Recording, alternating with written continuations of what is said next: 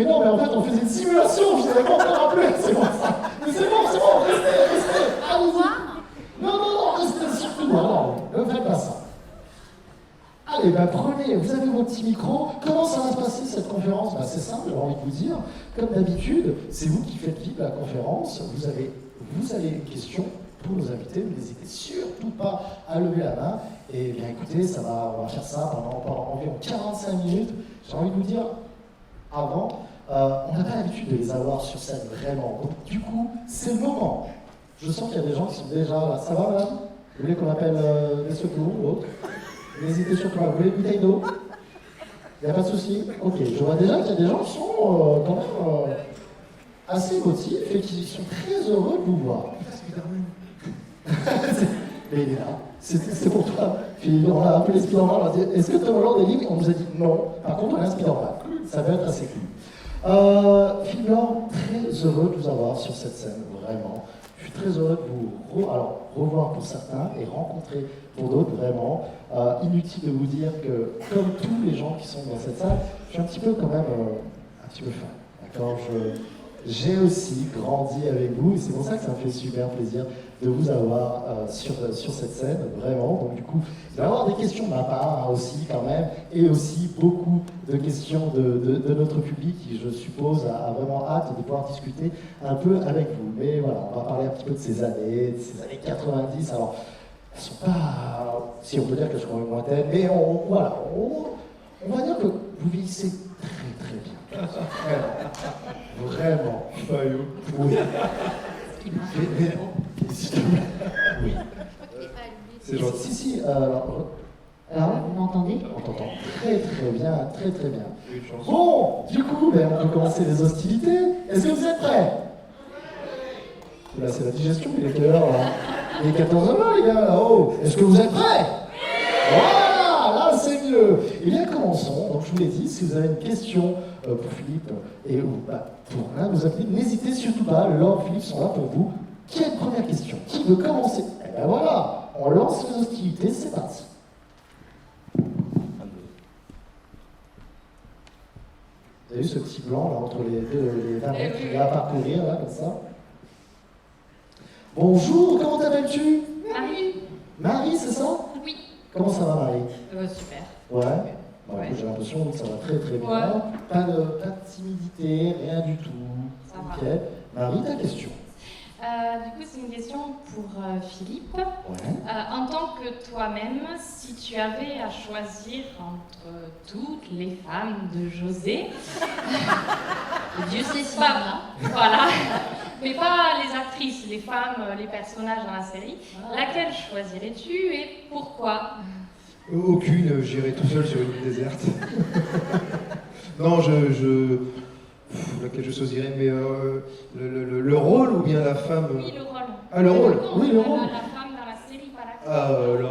Le personnage. Béné. Si ça avait été Cathy, j'aurais dit Cathy. Je te redonne le compliment, Fayon, d'accord? Non, mais Laure, c'est celle avec laquelle j'ai joué le plus longtemps. Il s'est marié avec moi juste à On s'est ça. mariés ensemble, il y a des moments, il y a des moments très forts. Donc, oui, si, c'est Béné, oui, tout à fait. Ok, très bien. Merci. Tu t'en doutais ou pas, Marie? Ouais, quand même un petit peu. Est-ce que c'est le personnage que tu aurais choisi, toi? Attention à ce que tu vas dire. Ouais. Je suis là. Ouais, parce que quand même, elle fait partie des premières, quand même. Enfin, la première, peut-être. Partie des meubles. Du début, là, voyons. Juste après, c'est vrai que le tout début, Hélène et les garçons, j'étais vraiment très petite. Donc, Ouais. Tu as quel âge, Laure? T'as quel âge? 32. 42? Non, 32. J'avais bien entendu, t'inquiète pas. Il n'y a pas de souci. Donc, c'était vraiment il y a très longtemps, donc il faudrait que je les revoie pour savoir un peu les débuts de José. Mais tiens, alors, je vais te donner un petit tips, si tu veux. Sache que sur la page YouTube Génération Club Dorothée, tu peux revoir les épisodes. Il y en a combien? Il y en a beaucoup. Un nombre. Est-ce que, attends, très bonne question. Laure, Philippe, vous vous rappelez du nombre d'épisodes qu'il y a pour Hélène et les garçons? Je dirais 300. Attention, attends, chut, ne dis pas. 300 pour toi, Laure. Non. Laure, pour toi, Philippe? Moi, en fait. Attends, c'est parce que Tu rigoles, c'est un par jour, je dirais 600. toi, tu dis Pas 600. Hélène et les garçons. Non, pas du tout. Ah, que les garçons. Que Hélène et les garçons. Il y a eu la réponse, là. Il y a eu la réponse. 100 combien? Voilà. 180. 182, tu les as tous vus? Moi, je comptais le miracle. Ah oui, toi, tu comptais les autres séries dérivées, tu comptais les miracles, enfin les suites, les miracles de l'amour et autant. 182 épisodes pour Hélène et les garçons. D'accord. J'ai envie de vous dire que c'est quand même pas mal, les gars. Hein, donc, 180... Tu as une question, c'est ça? Ah, Oh là là, mais Allez, attention, les approche enchères encore. sont qui dit mieux? Il n'y a pas un 400 non plus. C'est vrai parce que ça évolue au fur et à mesure. Alors 180, non, moi je dirais 280. J'ai un 350 de l'autre côté, attention. Lui, on peut lui faire confiance. Allez, à juger. Ah, tu juges. Allez, c'est bon alors. Bon, merci beaucoup Marie pour cette première question. On continue, on est bien lancé. Est-ce qu'il y a une autre question, s'il vous plaît, pour Laure et Philippe? N'hésitez surtout pas, je vous sens un petit peu intimidé. Très bien, merci madame. Comment tu t'appelles? Céline. Ça va Céline? Oui. Alors Céline, qu'est-ce que ça fait? Alors moi j'ai une question. Vous venez de Ah. fêter les 30 ans de la série. Il y a 30 ans, quand tout a commencé, vous voyez quoi en fait? Pas aussi loin. Ah non, moi je pensais que je tournerais 2 mois. C'est vrai? Je m'étais dit, oh, ça va durer 2 mois, et puis je reprendrai mon boulot d'avant, et puis voilà, je reprendrai ma vie d'avant, et puis en fait, 30 ans. Et c'est pas fini. Donc. Alors, c'est super intéressant dans ce que tu dis, parce que du coup, toi, pour rebondir un petit peu, ensuite on passera justement à la réponse de Philippe, comment tu as été casté? Comment ça s'est passé ton casting pour rentrer sur Hélène et les garçons? Mais c'est marrant parce qu'on est tous les deux là assis l'un à côté de l'autre, mais en fait ça s'est passé à peu près pareil. D'accord. On était déco et on était assistant déco chez AB, et puis ils nous ont proposé de passer le casting. Et on l'a passé et ça a marché. C'est fou ça quand même de se dire Ouais. que vous êtes là pour travailler donc justement sur une série, À la déco. mais pas nécessairement en tant qu'acteur, c'est à la décoration. Et là d'un coup on arrive, on dit bon bah alors écoute, tu veux pas faire l'actrice maintenant? Ouais. Et sans promotion cannabis, c'est ce que tu Tout à dis. fait. Et toi alors justement Philippe, pareil. Ouais, on bosse ensemble à la déco. Mais c'est super intéressant parce que du coup, ça se passait comment? Il y avait des vrais castings quand même alors? Parce que vous me dites, vous faisiez partie de la déco, donc vous n'étiez pas cinéaste. Vous aviez des notions de comédie quand même ou pas du tout? Pas du tout, donc vous êtes vraiment arrivé sur ce projet? Tout est naturellement, ça. Non, moi je me suis mise à prendre des cours. En fait, j'ai tout fait à l'envers. J'ai d'abord eu le job et après Ouais. j'ai pris les cours. Parce que et voilà, il fallait un petit peu se mettre à la page, quoi. Et Philippe, toi tu... Comme le principe c'était de prendre des gens qui n'étaient pas acteurs, je me suis dit non, je prends aucun cours, on y va comme ça et puis c'est tout, c'est ce qu'ils veulent, je vais leur donner. Ah oui, mais en même temps, après, j'ai envie de vous dire que vous étiez tellement naturel sur la série et autres que c'était pas du tout flagrant. C'est-à-dire, ça n'a jamais été choquant. Quand on regardait les garçons, on n'était pas en train de se dire ah mais les gars sont pas des comédiens, pas du tout, parce que vous faisiez des lycéens, vous étiez naturel en fait, et du coup, bah, c'est ce qui a fait le charme de la série. Ça dépend comment c'est perçu. Hein. Depuis 30 ans, il y a des gens qui pensent toujours qu'on est les plus mauvais comédiens de la Terre. Hein. Voilà, ça c'est clair. Alors là, il y a des détracteurs partout, Philippe, ça c'est sûr. Dans toutes les séries, j'ai envie de te dire, bien entendu. Là, c'est parce que tu parles de quelque chose qui fait un petit peu souffrir toutes ces séries AB de l'époque, justement, où on disait, oh là là, on a l'impression que c'est vrai qu'ils ne savent pas jouer, et autres, tout ça. Mais les mauvaises langues, il y en a partout. Et j'ai envie de te dire que là, la communauté qui est là, c'est la communauté qui vous suit depuis le début. C'est ça qui est d'accord? Ouais, Et bon, alors justement, toi, alors tu disais que tu ne pensais pas faire 30 ans, justement, dans cet univers-là, quand même, parce que vous savez qu'il y a un truc qui est complètement fou. Moi, je le dis à chaque fois, ça vous fait rire, mais on parle du MCU Marvel, mais quand même le MCU AB, quoi. Parce que Hélène et les garçons, premier baiser, tout vient de Salut les musclés, les gars. Salut les musclés, premier baiser, Hélène et les garçons, et ensuite, pape, il y a tout ce MCU, il y a eu des crossovers de fou avec toutes les séries. Vous pensiez vraiment que 30 ans plus tard, vous seriez là, dans les salons pop culture, à parler justement de ces années. Et ensuite, en plus, le pire, c'est que vous êtes encore dans la série. Donc du coup, il y a encore cette suite qui marche très très bien. Donc une communauté qui a vieilli, qui a grandi avec vous et qui est toujours présente. C'est ça qui est fou quand même. Tu pensais toi que ça allait fonctionner encore 30 ans comme ça? C'est pas possible. Non, Non, ça mais personne ne savait en fait. Si on le savait, on ferait des succès les uns après les autres. En fait, c'est la magie qui a opéré, la fidélité du public autour de cette série. Et c'est pour ça que depuis 30 ans, voilà, on tourne et que la série est toujours perçue et accueillie de cette façon-là. En fait, ça fonctionne et ça fonctionne encore. Il y a des petits jeunes qui se rallient à l'équipe. Ouais. Et voilà, la famille, elle continue à grandir et c'est génial parce que c'est à chaque fois une nouvelle aventure, à chaque volet de la série, à chaque nouveau volet, ça a été une nouvelle aventure. C'est marrant que tu dis ça, alors tu as dit le mot famille. C'est vrai, ça fait plus de 30 ans que vous tournez tous ensemble. Il y a des liens qui sont ultra forts, qui sont tissés au fur et à mesure de ces années.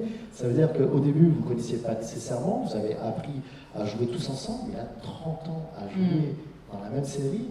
Vous voyez régulièrement, chacun ou pas? Oui, on se voit, bien sûr. Ouais. Ouais. Mais maintenant, on est un petit peu éparpillés dans toute la France. D'accord. Paris, ça devient... voilà. Je pense, une des dernières à vivre encore à Paris. D'accord. Ouais, mais autrement, tout le monde a fui la capitale. Donc voilà, les gens ils vivent un peu partout, donc ça a mis un petit peu de distance. Voilà, on se voit moins souvent, mais bon, on se voit. Bon, ça va. Alors, on continue sur les questions. Du coup, on avait une autre question, il me semble. Qui avait levé la main? N'hésitez surtout pas, hein, les amis. Hein, allez-y. Hein, souvent, c'est moi qui vais prendre, qui va prendre la main. Autrement, monsieur là-bas. Et je crois qu'il y avait une autre question aussi, madame. Vous avez une question peut-être, non? Madame, c'est à vous, oui. Je n'ai pas de strabisme encore. C'est bien vous que je regarde. Alors, c'est monsieur qui lève la main. Ah, il y a une question là-bas peut-être. On verra. Ouh là là, tu es cascadeur toi. Je vois ça. Bonjour. Bonjour. Comment tu t'appelles? Émilien. Emilien. Emilien, je sens que tu connais bien Philippe. Alors, tu es déjà allé les voir, toi, non? Je suis déjà allé les voir absolument tout à l'heure, ce matin.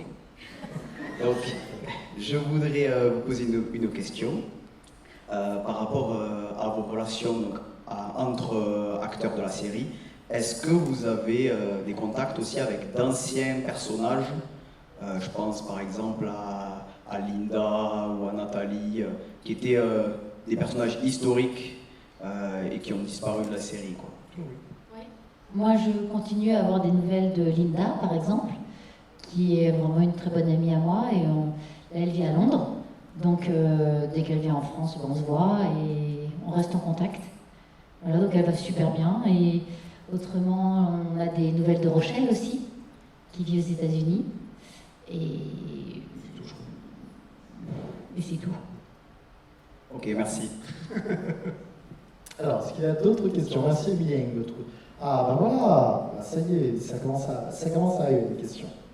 Moi, je voulais savoir, Philippe, et alors, une question pour vous deux, est-ce que les tournages se passent pareil qu'au début de l'année garçon? Est-ce que vous avez une évolution quand même dans le tournage, dans les scripts et autres? Est-ce que vous êtes content, justement, ça c'est une question plutôt intéressante pour vous deux, est-ce que vous êtes content de l'évolution de vos personnages? Oui. Merci Philippe. Oui, déjà, et pour les textes, ce qui est bien, c'est qu'à l'époque, on les avait la veille ou le matin, le jour où on tournait. Là, on les a plusieurs jours avant, voire une semaine avant. Donc ça, c'est un grand luxe. Vraiment. Ok, d'accord. Et toi alors? Oui, moi je suis aussi très contente de l'évolution de mon personnage qui a pris un petit peu, qui s'est émancipée comme femme. Parce qu'avant, elle était un petit peu dans les girons de José. C'était pas toujours très, comment dire, ouais, elle n'était pas toujours très libre, cette femme. Elle était un petit peu soumise. Oh là là. Elle a pris du poil de la bête, et tout va bien. Oh. Mais ouais, donc je trouve qu'elle évolue bien. Et puis autrement, les tournages, oui, n'ont rien à voir avec la façon dont on tournait déjà quand on était en studio, parce que maintenant on est en décor naturel. Toujours plus vite. Toujours plus vite, toujours plus fort. Sinon, oui, les textes arrivent un petit peu en amont, donc ça c'est agréable. Et puis, mais on est rodé, on est rodé, ça tourne vite, voilà. Donc, et puis on a le luxe de pouvoir un peu changer ce qui nous chiffonne, enfin voilà. Ouais. Ça c'est intéressant, parce que Si. c'est-à-dire que vous avez vraiment le luxe de pouvoir, vous êtes libre sur les textes, vous pouvez improviser, il y a des choses que vous improvisez ou pas? Jean-Luc sait très bien qu'on va pas aller, on va pas déraper, on va pas sortir du fil rouge. Il nous laisse libre cours parce qu'il sait qu'on va rester dans les clous et puis que le sens du texte sera toujours le même. Donc mais on peut arranger, on va rajouter quelques conneries régulièrement. Oui, c'est ça. Aussi, ça t'arrive alors? Oui, tout à fait.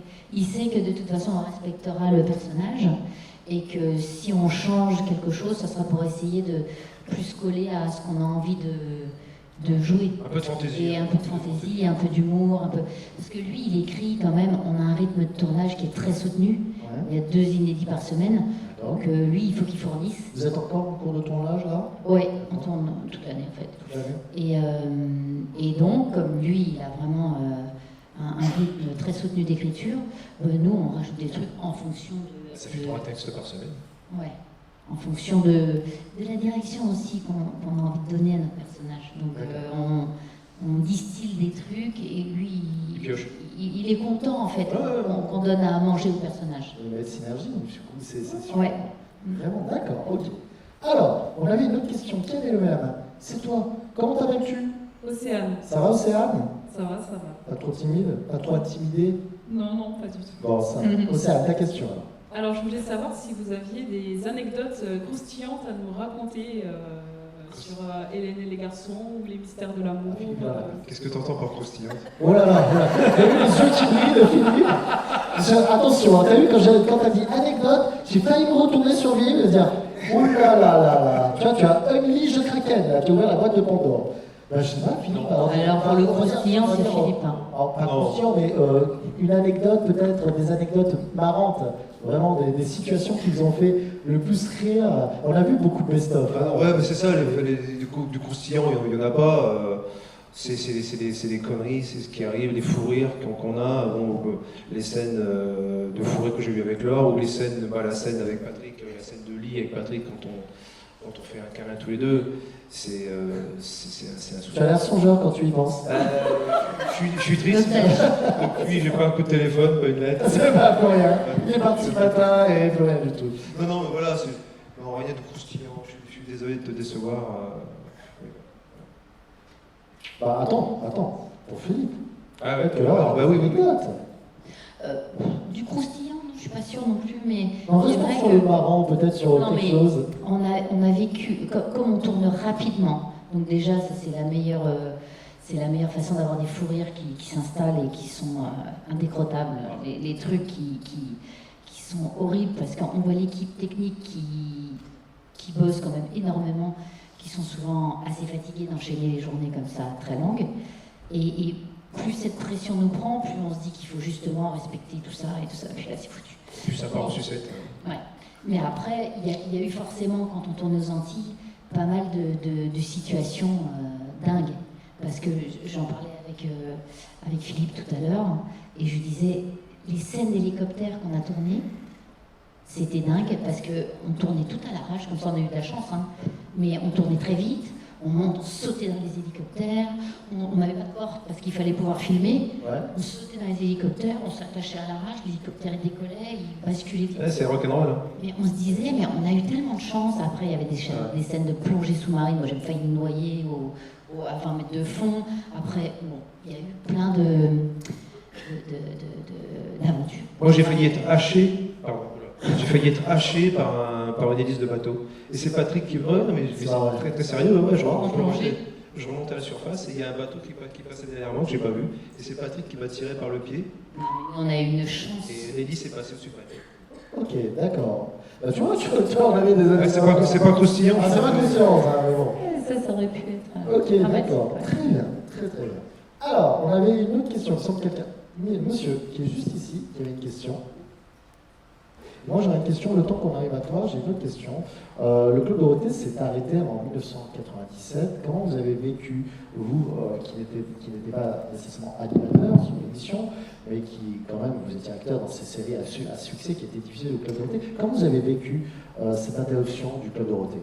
Moi, j'ai vécu par procuration en voyant la tristesse des animateurs du Club de Haut, Ariane, Dorothée, Corbier, tout ça.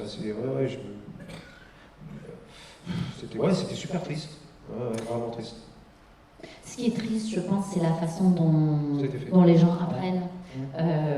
Parce que, bon, Dorothée, je ne sais pas combien de temps elle a passé à TF1, mais c'était quand même beaucoup d'années de travail. C'est la patronne de la jeunesse. Ouais. Et je crois qu'elle l'a appris par la presse. Donc, c'est des façons de communiquer C'est tout souvent comme ça. qui sont cruelles, je trouve. Très très souvent comme ça. Surtout que, on va pas se mentir, à l'époque, le Club Dorothée est au top. Même en 97, hein, il est encore au top. Hein, Ouais. vraiment. Donc, on va pas aller dans le débat là-dessus, mais voilà, je pense que ça a rendu triste énormément de personnes, vraiment, à cette époque-là. Je me rappelle parce que il me semble que c'était fin août ou début septembre, la dernière émission, en 97, et on sentait vraiment l'émotion. Hein. C'est une émission qu'on peut encore la voir sur YouTube. Ah oui, on la voit l'image de fin. Et premier, on sent mais totale émotion, croyez-moi.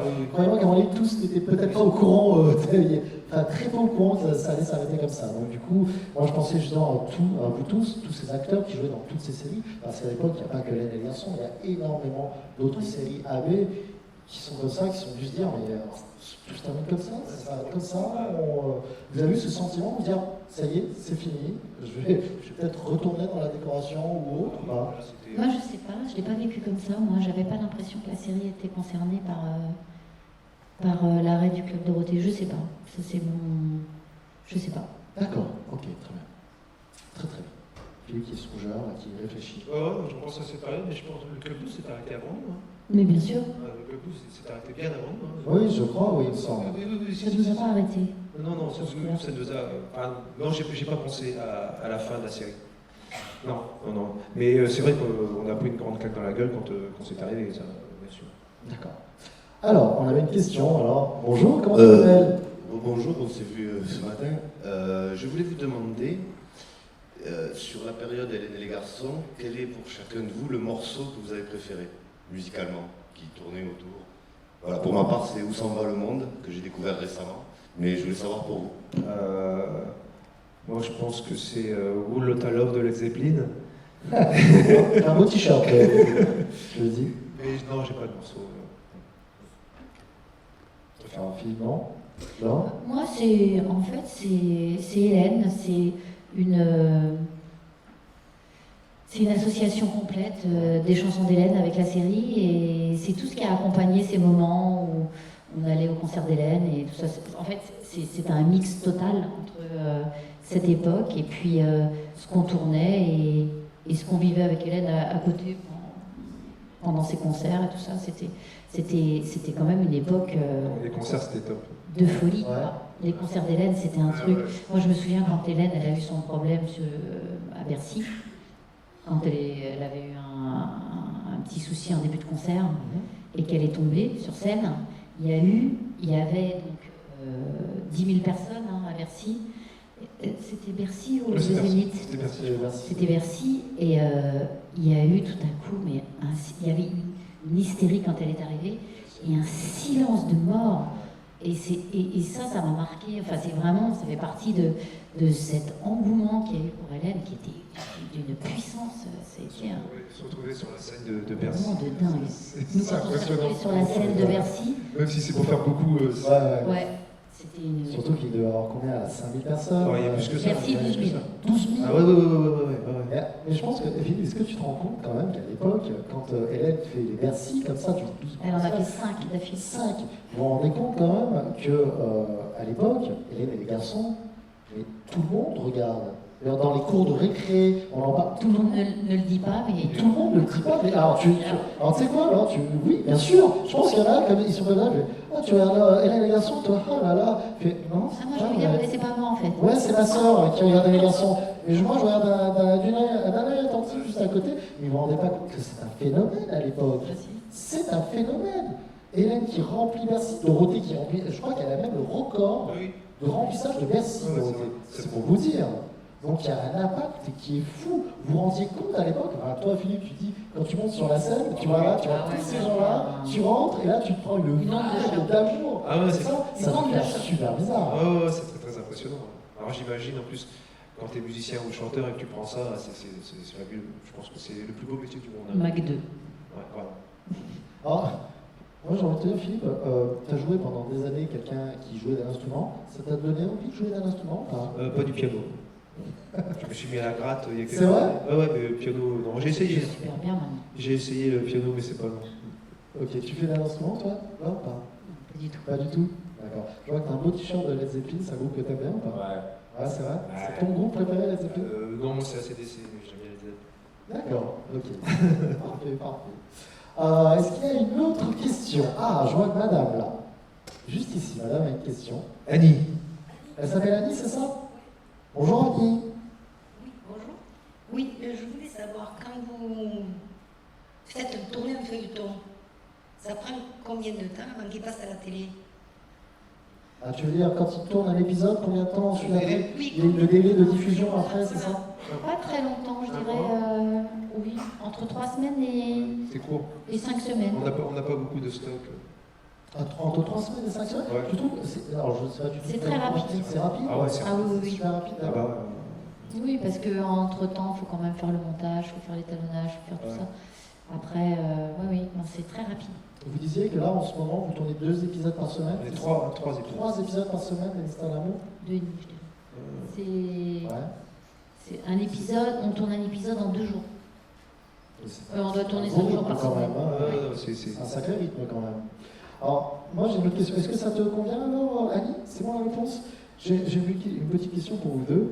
Vous voyez, maintenant, en faisant beaucoup de salons ou autres, les fans ont grandi.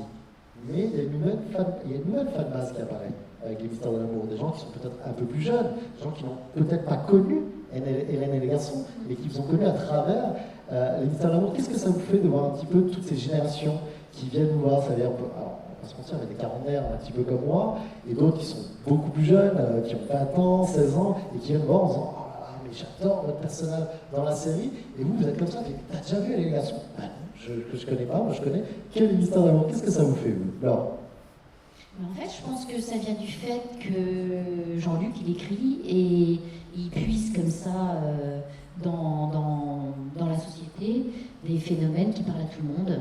Et c'est pas qu'une histoire d'Hélène et les garçons ou de genèse ou de continuité. C'est vraiment qu'aujourd'hui, ça parle à des gens qui ont entre 20 ans et 72 ans. limite. Ouais, ouais. Mais, et comme il a tendance à faire grandir cette famille en permanence en prenant des petits jeunes, des moins jeunes, et puis nous au milieu, on est toujours là en fait. On vieillit avec. Voilà. Mais non, je pense que c'est adapté en fait à chaque génération. ouais. Et ça parle à tout le monde. C'est universel, tout à fait. Est-ce qu'à un moment, vous pensez, alors, vous y pensez peut-être, mais vous pensez que ça va s'arrêter? Vous allez continuer? Là, on ne sait pas. On n'a jamais su en fait. On y va, et puis on se dit ça peut s'arrêter demain. Ouais. C'est vrai que ça peut s'arrêter demain, mais ça peut aussi encore durer, on ne sait pas. Parce que ce qui est super, ce qui est très intelligent, je trouve, c'est que souvent, je parle par exemple pour des séries américaines ou autres, souvent c'est une passation de pouvoir. Ça veut dire qu'on a cette ancienne génération que vous êtes, et on la passe aux plus jeunes, et après cette ancienne, elle est un peu mise à l'écart. D'accord? C'est-à-dire qu'on les voit pratiquement plus, et on va passer le relais à l'ancienne. Ce qui est bien avec... j'ai des beaux tatouages, c'est ça? Merci beaucoup. Ah oui, Ce qui est bien, merci. Ce qui est bien avec les Mystères de l'amour, c'est que cette passation de pouvoir, en fait, vous êtes toujours présent, vous êtes toujours là, mais c'est plus une greffe d'une nouvelle génération qui s'installe, mais vous êtes là pour les encadrer, c'est vous restez encore dans la série. Et c'est ce qui fait peut-être la force de la série, non, Philippe? Tant mieux si ça continue comme ça. Oui, c'est comme ça. On n'est pas au chômage. Ça ne pas, ça serait bien. Ouais, à 7 ans de la retraite, je parlais tout à l'heure. De quoi? Je suis à 7 ans de la retraite. C'est vrai?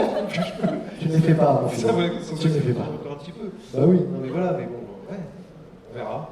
Tu penses à la Mais on ne retraite? sait pas. Sérieusement? Oui, j'ai reçu mes papiers il n'y a pas longtemps.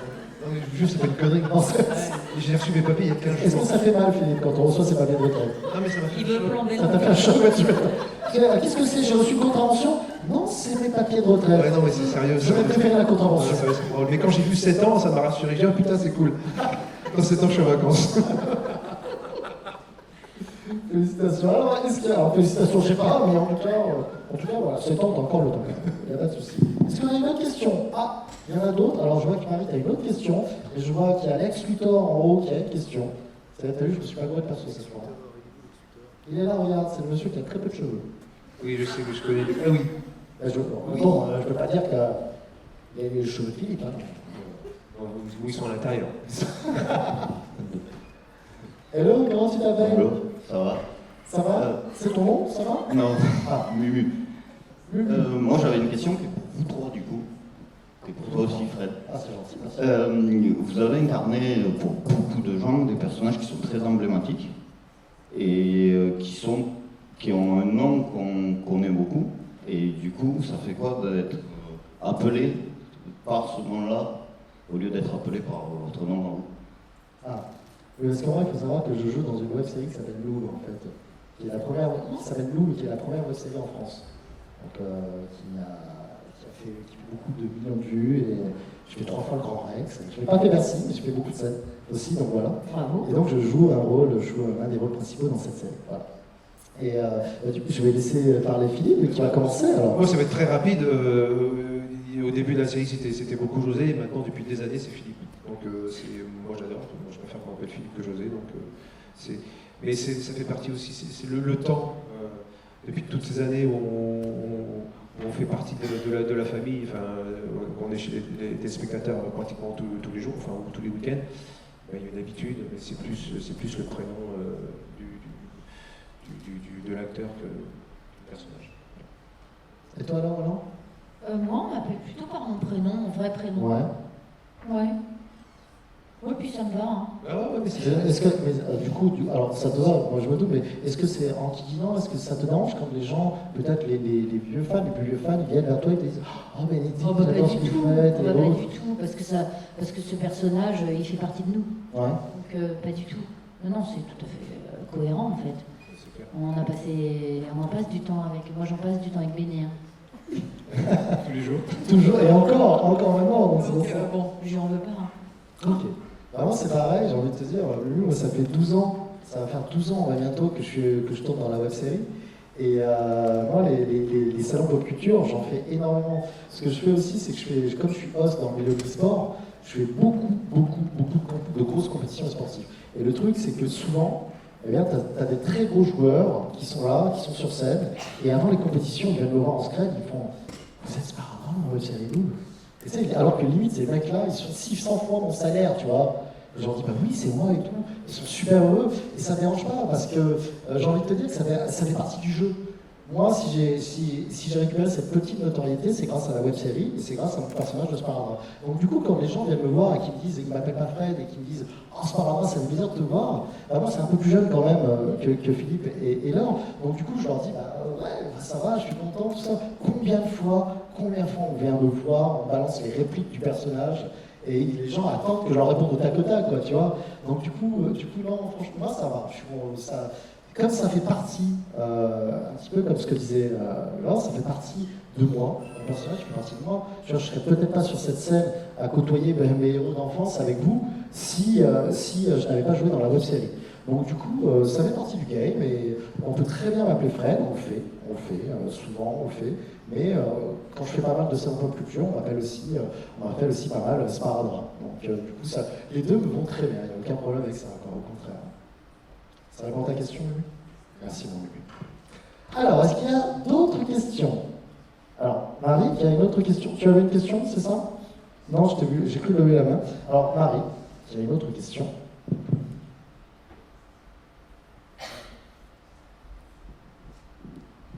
Ouais, je voulais savoir si vous regardez les épisodes dans lesquels vous jouez, donc vous regardez comment vous jouez, et qu'est-ce que vous aimez le moins dans votre manière de jouer et qui vous énerve et que vous aimeriez changer, ou si tout est parfait. Est-ce que tu as des tocs, des tics? Tu as des tocs de... Des tocs, oui, ou des... Dans ta façon de jouer. Alors, je pense qu'au début, c'est très très dur de se voir jouer. Moi, je me souviens, quand j'ai commencé, c'était super compliqué de se voir à l'image parce qu'on ne se voit jamais. Par exemple, si on pleure dans la vie, on ne va pas se regarder dans une glace pleurer. On est dans la vie, on est dans l'action. Et en fait, il y a plein d'attitudes, il y a plein qu'on découvre sur soi et en soi, qui sont parfois, on se dit « Ah là, je supporte pas quand je me vois comme ça » ou « Ah, ma voix, elle monte trop dans les aigus » ou... En fait, on se décortique, on se suranalyse. Et au bout d'un moment, on se calme, on se dit « C'est pas grave ». On commence à avoir un peu de tendresse avec ce qu'on aime un peu moins, de se dire « Bon, on rigole sur ce qui nous plaît bien ». Et puis, je pense qu'on prend en fait on prend du recul par rapport à tout ça. Moi, au début, j'avais du mal avec ma voix, j'avais du mal avec plein de choses. Je me disais, j'aurais pu mieux faire, j'aurais pu... Et puis comme on joue très vite, donc on ressent quelque chose et on le joue, et c'est un peu du one-shot tout le temps. Et du coup, on n'est pas forcément au meilleur de ce qu'on pourrait faire. Parfois, quand c'est en boîte, on se dit, ah, mais en fait, c'est ça qu'il fallait que je fasse. Et puis, c'est trop tard. Donc, c'est vrai qu'on peut être vachement critique envers soi, mais je crois qu'avec le recul et l'âge, et Et ben, plus ça va, plus j'ai de la tendresse par rapport à ce que je fais, ce que je peux faire, et mes erreurs surtout. D'accord. Et puis j'essaye d'apprendre un petit peu de mes erreurs. Ça, c'est assez humain en fait. J'essaye de toujours, quand il y a un truc qui me gêne, ben, je me dis, essaye d'en prendre de la graine et d'évoluer vers autre chose. Voilà. Mais tu t'es mis à la comédie, enfin tu disais que tu t'étais mis au théâtre, à la comédie. Alors au tout début, j'étais rentrée dans une école de théâtre et je suis restée 2 ans. D'accord. Et ça t'a beaucoup aidé quand même? Ah oui, ça m'a beaucoup aidé et ça m'a en fait. Et là, j'ai fait de la scène, quoi. J'ai fait du théâtre. Les cours de théâtre, c'est une école, hein, et c'est la bonne école parce que C'est pas le même boulot. C'est pas le même boulot, mais c'est quand même un moment où on a l'impression d'être jugé. Mais puis ça fait moins familial. On se met les tripes à l'air et bon, mais c'est super important. D'accord, très bien. Toi, Philippe, alors? Moi, j'ai beaucoup regardé au début pour me corriger. J'ai jamais eu un grand plaisir à me regarder, mais je me suis beaucoup corrigé en regardant les épisodes. Tu es arrivé à te re-regarder dans les épisodes? Parce que je vous dis ça parce que j'ai interviewé beaucoup de comédiens, aussi bien américains, français et autres. Et souvent, je vais dire les 3 quarts, mais souvent, leur réponse est j'ai ultra du mal à me regarder jouer. Mais c'est je ne me regarde pas vraiment jouer. C'est bizarre parce qu'en fait, moi, quand je regardais les épisodes, je me rappelais un peu du texte et je me faisais la séquence telle que j'aurais dû la faire. D'accord. Parce que j'ai pas pensé, parce qu'on est allé trop vite, parce que quand j'ai appris mon texte, j'ai pas pensé au couleurs que je pouvais apporter. Et voilà, maintenant, ça m'a apporté ça en fait maintenant. J'y pense quand j'apprends mon texte. Alors, ensuite, après, tu expliquais tout à l'heure que vous avez plus de facilité parce que vous recevez votre script quelques jours à l'avance, donc il y a une préparation qui se fait en amont, qui n'est peut-être pas la préparation que vous aviez à l'époque, au début d'Hélène et les garçons. Et de toute façon, c'est la base, c'est apprendre son texte. Tu apprends ton texte pour l'oublier quand tu joues. mais c'est vrai, mais c'est une image. Ça t'est déjà arrivé des plans comme ça? Genre t'arrives, quand je dis oublier, c'est pas oublier ton texte à sortir, mais ne pas penser à ton libérer. D'accord, ok, très bien. Tu ne penses pas à ton texte quand tu joues, là tu es libre, et là tu peux jouer. Si tu penses à ton texte, ça sert à rien. Ça sert à rien. Ok. D'où l'importance d'apprendre son texte. C'est beau. Non, mais les comédiens apprennent leur texte normalement. Ouais, c'est beau. J'espère. Ouais, c'est taf. J'espère parce qu'autrement ça se voit pas du tout, hein, quand même. Je vous le dis direct. Ça arrive. Il a des doses un petit peu, Philippe, là, comme ça, là, à lancer. Là. Alors déjà, est-ce qu'on peut les applaudir, s'il vous plaît? Parce que vraiment, je vous dis quand même, je ne sais pas si vous le ressentez comme moi. C'est vraiment, je l'avais dit, vraiment, c'est insective, c'est une super conférence. Puis encore une fois, je suis très heureux. Alors, ça ne se voit pas trop, mais sachez que je suis quand même un peu intimidé. Alors, ça ne se voit pas. Mais oui, je suis un petit peu intimidé parce qu'encore une fois, je ne vais pas m'étaler sur l'amour que j'ai pour ces années 90 et ces émissions de jeunesse et autres. Mais oui, je pense que je faisais partie de ces gens tu disais tout à l'heure, qui nécessairement ne disaient pas qu'ils regardaient les garçons, mais ils le faisaient quand même. D'accord, et du coup, rien que pour ça, moi je voudrais vous remercier parce que je pense qu'à l'heure actuelle, vous faites partie de ces icônes françaises de la pop culture, mais réellement. Ça veut dire que quand on parle, je suis sûr que demain, si on fait un top 10 de tout ce qu'il y avait en pop culture dans les années 90, et là, il y aura Hélène et les garçons, c'est sûr. Intérêt. Bien sûr qu'il y a intérêt. Non, mais c'est sûr. Et là, pour ça, voilà, je voulais vous remercier encore une fois d'être avec nous. Vraiment, c'est super cool. Est-ce qu'on a d'autres questions? C'est terminé? Mais écoutez, messieurs, dames, un tonnerre d'applaudissements, s'il vous plaît, pour Angela et Philippe Assert. Nous avons l'honneur d'être ici, sur cette scène,